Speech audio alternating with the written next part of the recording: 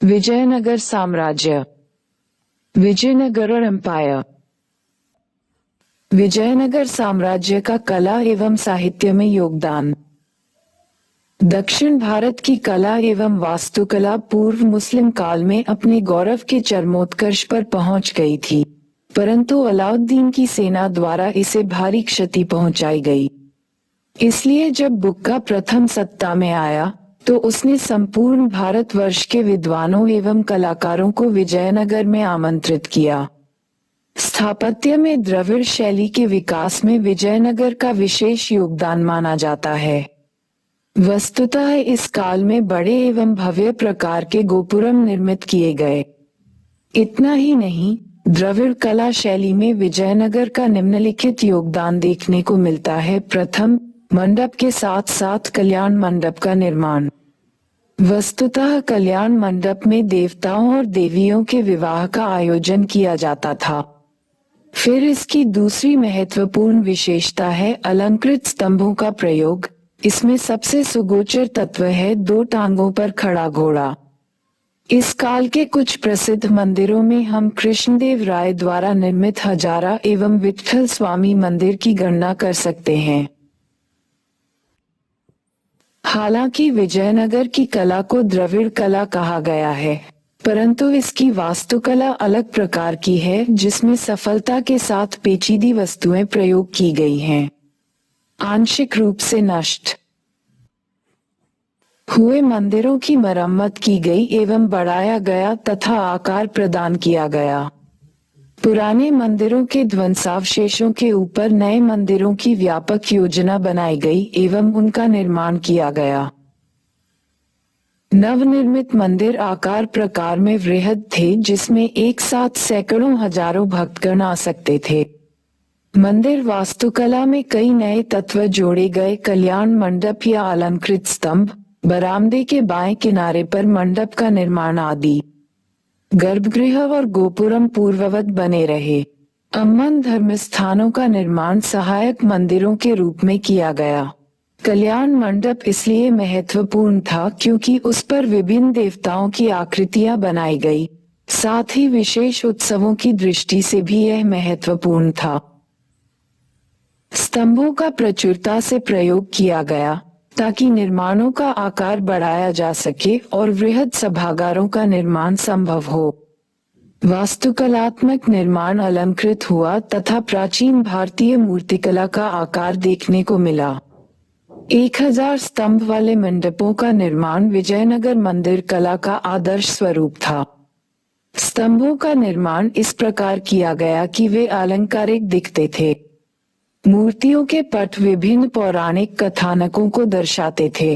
भव्य आकारों एवं अलंकरण वाले गोपुरम मंदिरों में प्रवेश के लिए बड़े द्वारों का निर्माण करते थे। धीरे धीरे इनका आकार एवं संख्या बढ़ती गई। ये रोचक तथ्य है कि धर्मनिरपेक्ष भवनों में इंडो इस्लामिक विशेषताएं पाई गई हैं। गुंबद एवं कमल का निर्माण। पूर्व के भव्य विजयनगर के ध्वंसावशेषों को अभी भी देखा जा सकता है, जिनमें सौंदर्य एवं कलात्मक तत्व अभी भी विद्यमान है। विट्ठल एवं हजारा राम मंदिर इसके उदाहरण हैं। ऊंचे चबूतरे, बड़े सभागार एवं स्तंभ इसमें देखे जा सकते हैं। आधुनिक भारत के अधिकांश प्रसिद्ध मंदिर तुंगभद्रा के दक्षिण में अवस्थित हैं। इनका निर्माण विजयनगर काल में ही हुआ है। कुंभकोणम, कांचीपुरम, श्रीरंगम, वेल्लोर आदि ऐतिहासिक मंदिरों से भरे पड़े हैं।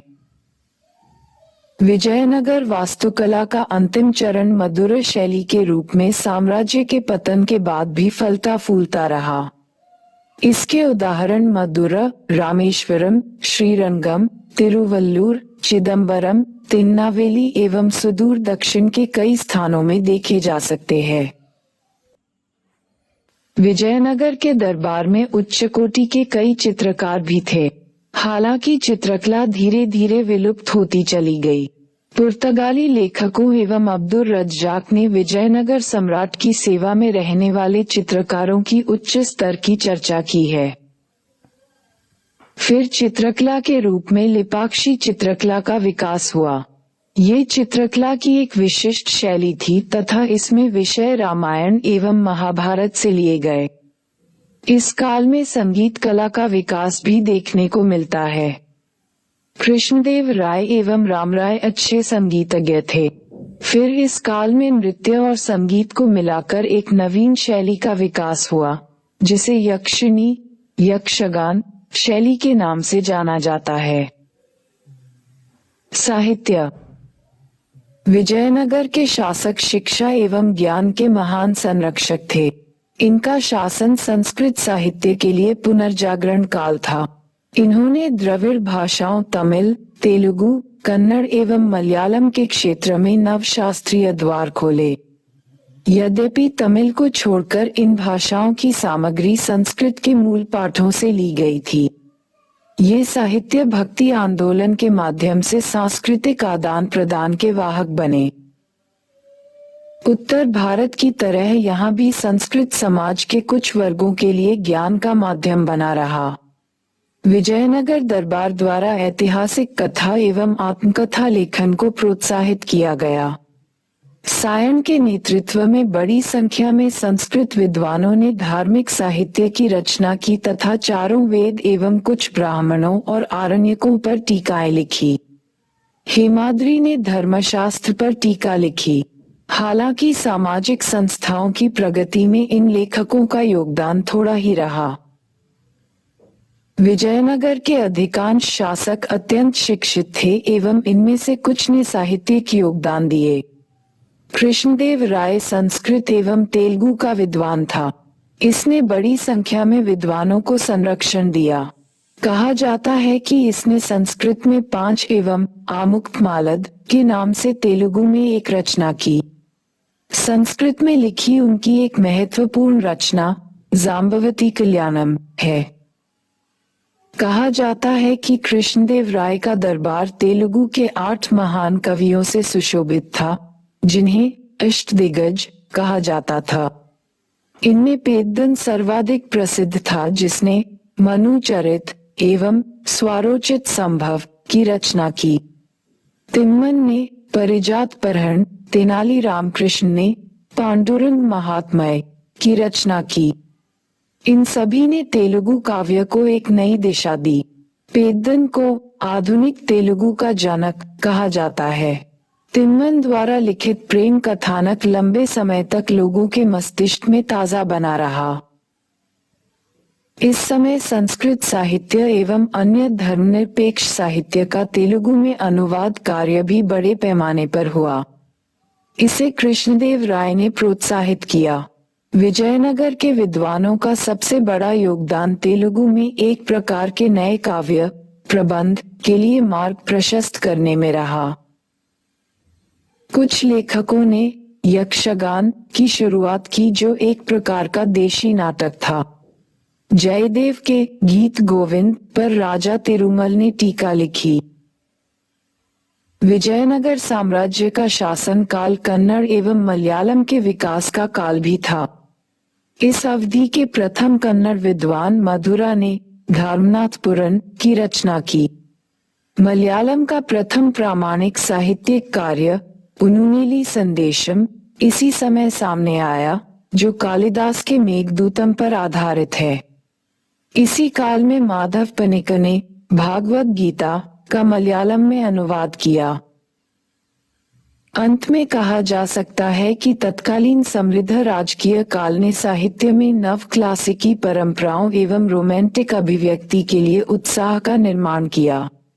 कवियों का यह उत्साह एवं विद्वता काव्य के नए रूपों प्रबंध, द्व्यथी एवं यक्षगान के रूप में सामने आया। प्रेम, भक्ति, दर्शन एवं उपदेशात्मक तत्वों का संतुलन काव्य में बना रहा। इस समय सौंदर्य बोध अन्य तत्वों से कहीं बढ़कर कवियों का प्रमुख वर्णय विषय एवं उद्देश्य था। प्रश्न: साहित्य एवं कला के क्षेत्र में कृष्णदेव राय के योगदान पर प्रकाश डालिए।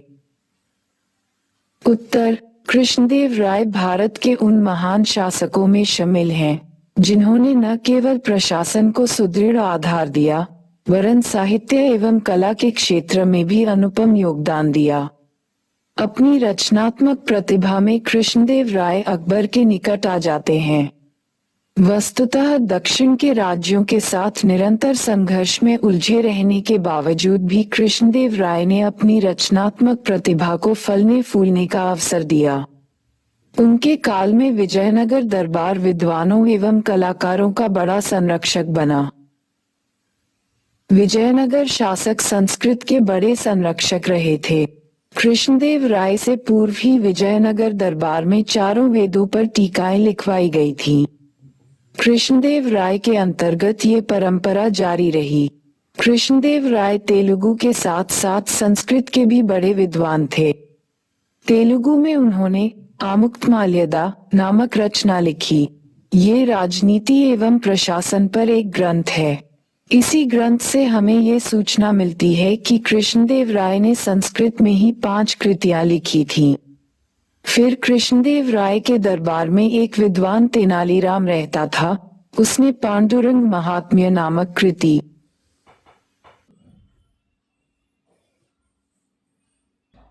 लिखी।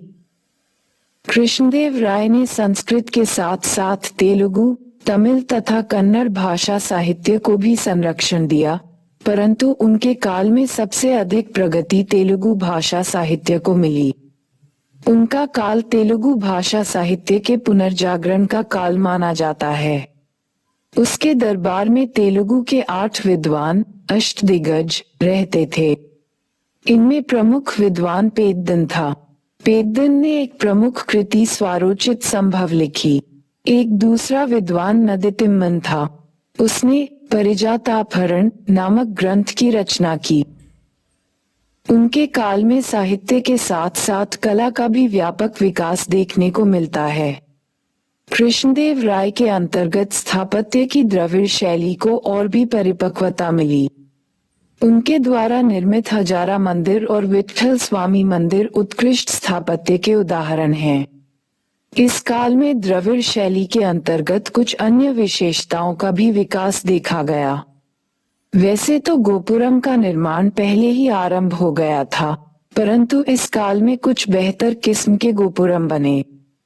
इसके अतिरिक्त स्तंभों को अत्यधिक अलंकृत बनाया जाने लगा। एक ही पत्थर से स्तंभ एवं पशु आकृति दोनों का उत्कीर्णन अलौकिक जानवर की मूर्ति स्थापत्य को विशिष्ट बना देता है। साथ ही मंडप के अतिरिक्त कल्याण मंडप का निर्माण होने लगा। इसमें देवी और देवता का विवाह कराया जाता था।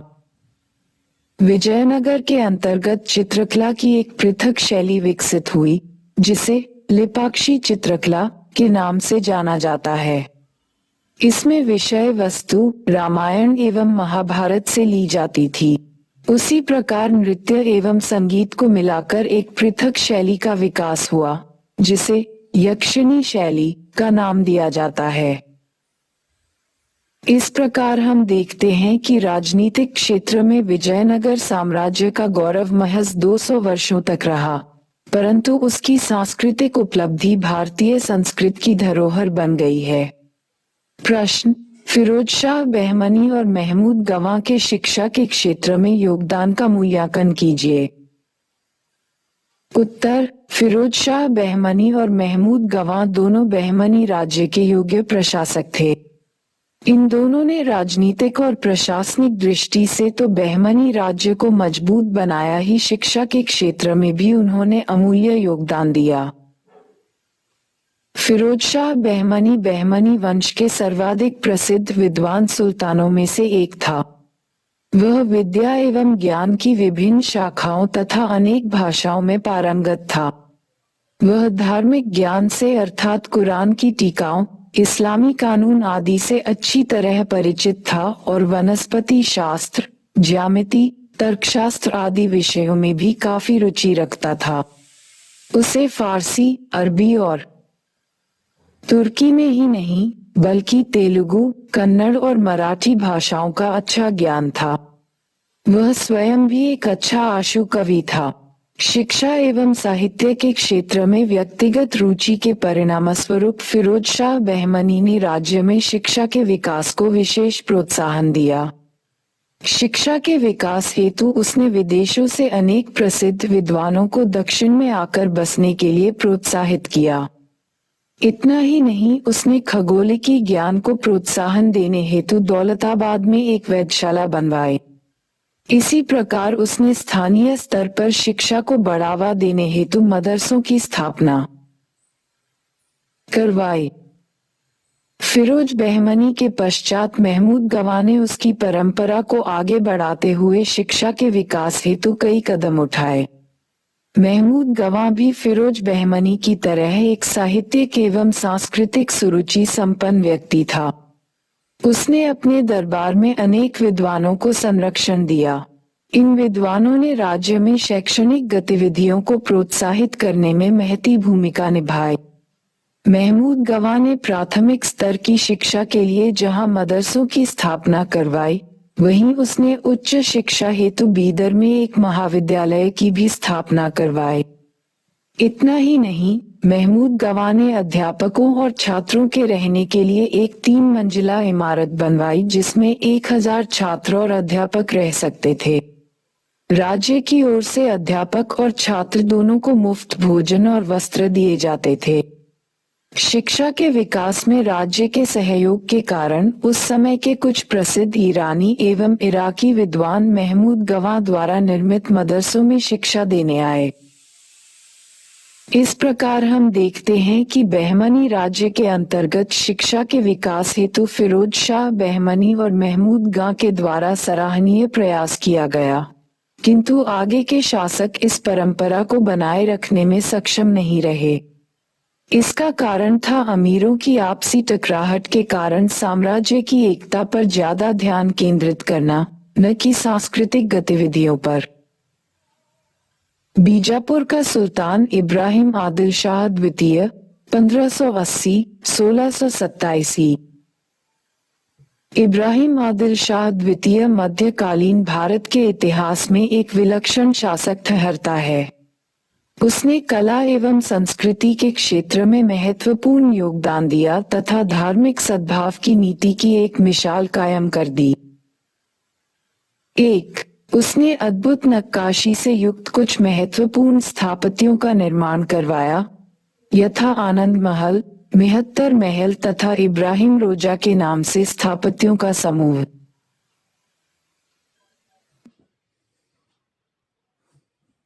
2. वह संगीत का एक महान पारखी था तथा उसने संगीत में अद्भुत विशेषज्ञता हासिल की थी। उसने संगीत पर एक दुर्लभ ग्रंथ, किताब-ए-नौरस, की रचना की। 3. उसने धार्मिक सद्भाव की नीति को प्रोत्साहन दिया। वह स्वयं विद्या एवं ज्ञान की देवी सरस्वती का उपासक था, जबकि इस्लाम में मूर्ति पूजा वर्जित है। उसने प्रशासन में बड़ी संख्या में मराठी हिंदुओं की नियुक्ति की। 4. इब्राहिम द्वितीय का दरबार न केवल समन्वित भारतीय संस्कृति बल्कि वैश्विक संस्कृति को भी अभिव्यक्त करता था। उसके दरबार में बड़ी संख्या में मुस्लिम विश्व से साहित्यकार, कलाकार एवं विद्वान आते रहे तथा उन्हें संरक्षण मिला। इसलिए कुछ विद्वानों का यह मानना है कि वर्तमान में वैश्विक संस्कृति को प्रोत्साहन देने में जो भूमिका यूनेस्को निभा रहा है, वही भूमिका मध्यकाल में इब्राहिम द्वितीय का दरबार निभा रहा था।